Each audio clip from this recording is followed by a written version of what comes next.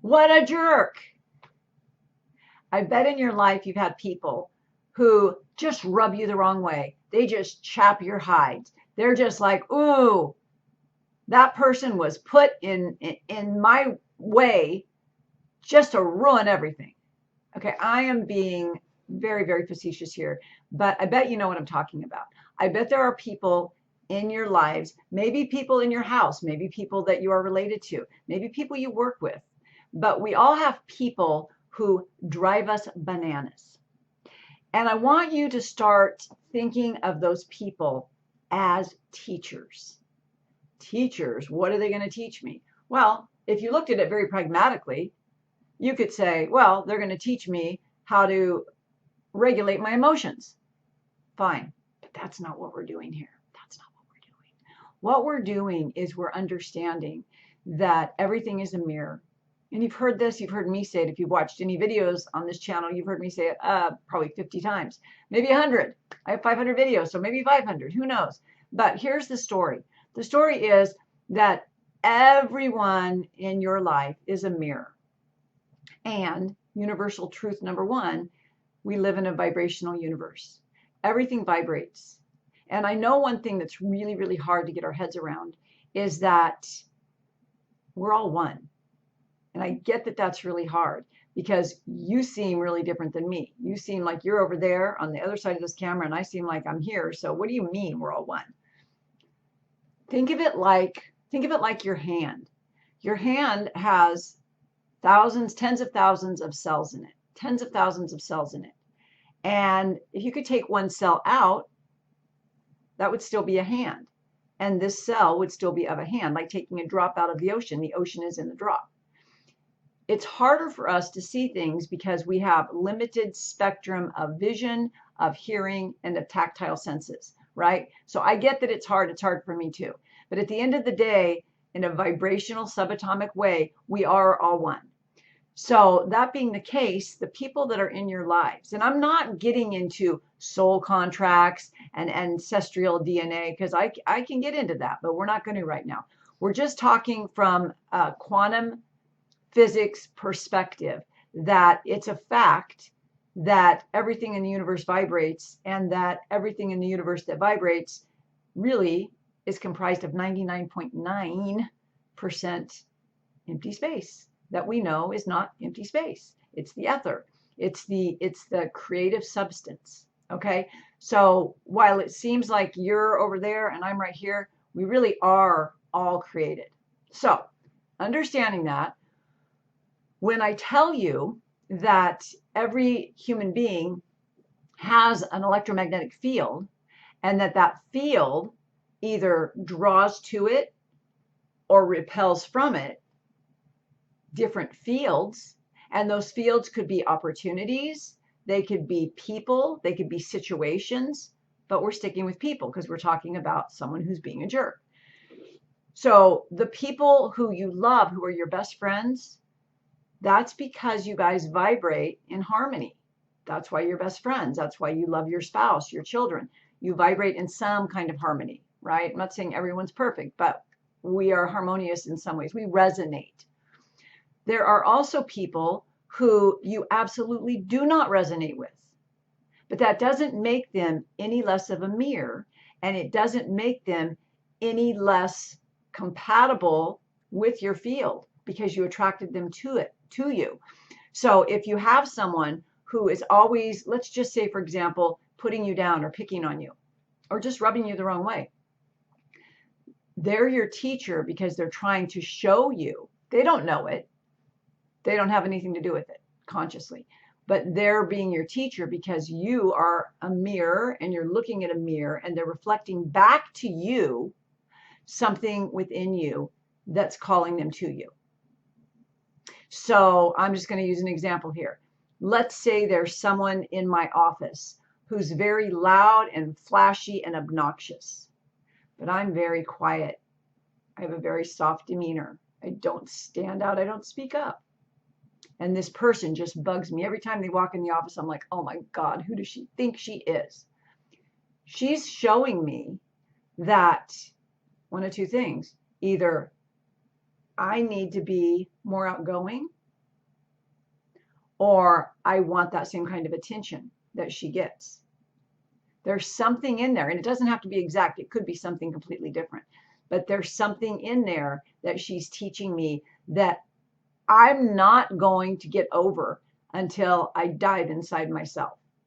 And I always tell my clients, when you get triggered by these external people, do your EFT, punch it a pillow, get it out of your system, because you cannot be creative in a chaotic mindset, in a chaotic energy system.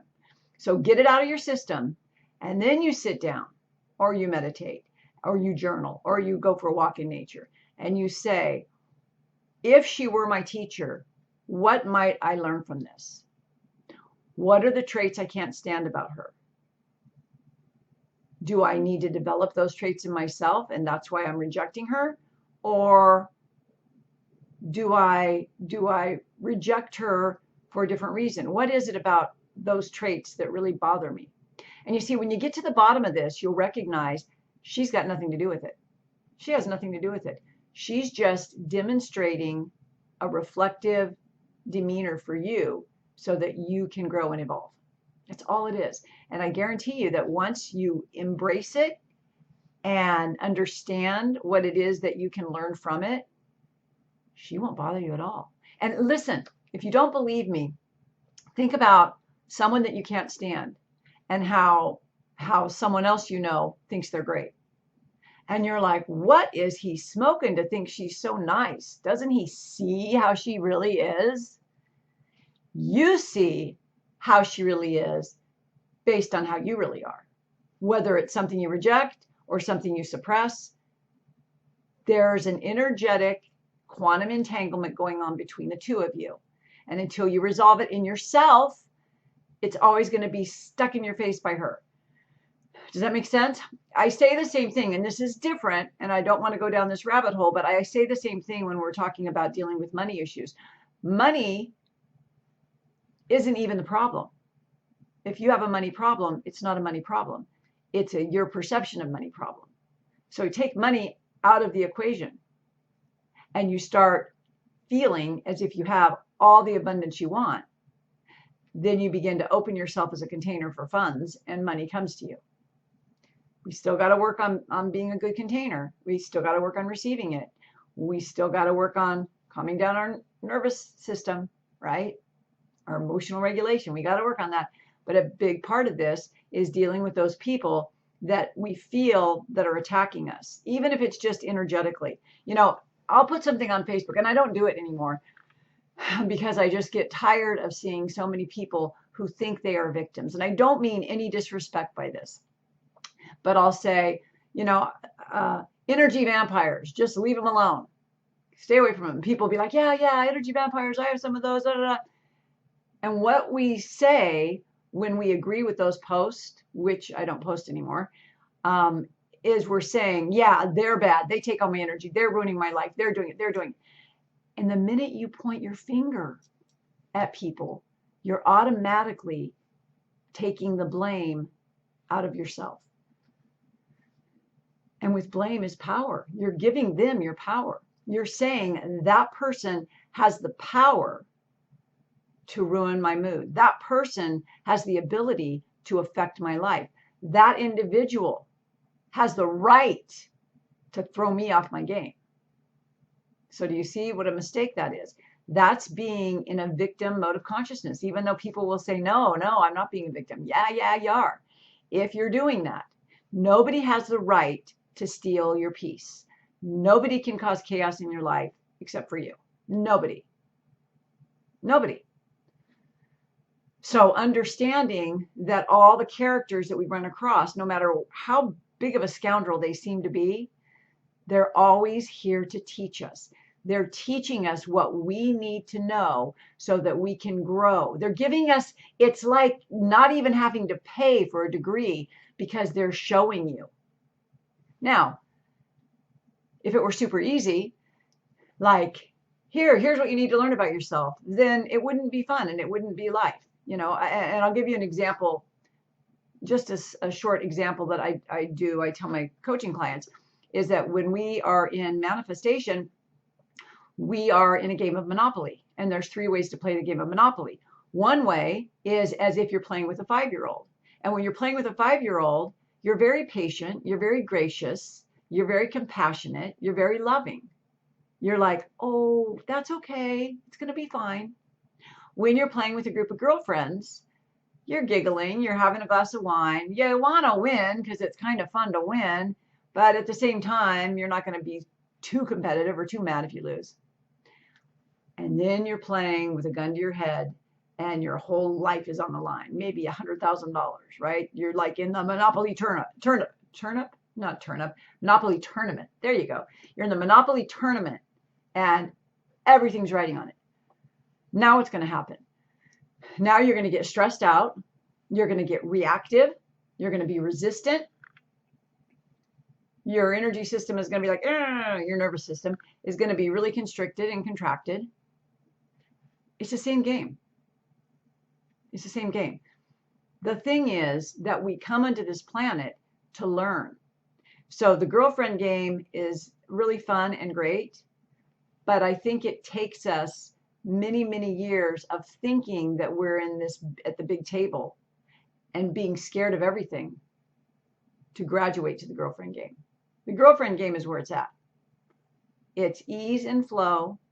When things go bad, you let it go through you, you get it out of you, and then you play with the little kids. You're compassionate and you're loving. The girlfriend game is where you want to be, and the 5-year-old game too. But most of us come and we're in this big table tournament, and that's how we're treating life. But life is a game. Life is an illusion. And here's the thing. When you understand that if you picked every card you wanted and you just won, this might sound good at the big table. But if you want to have a girlfriend game life and you win all the time, and then your friends start to feel bad, you're going to be like, oh, sorry. You would be sorry. You're a good person. We came here for this game. We're not intended to win every time. We're intended to be challenged. We're intended to go to jail.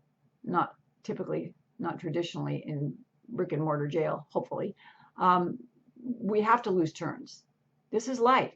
And if it wasn't like this, why would we be here? We're here to grow. We are here to grow and we're here to learn.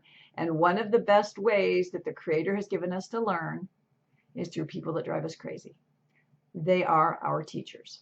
So hopefully you found that useful. If you're interested in knowing more or how I can help you, or you'd love to have a session with me, I am here for you. Just click on the link below and let's make it happen. Have a good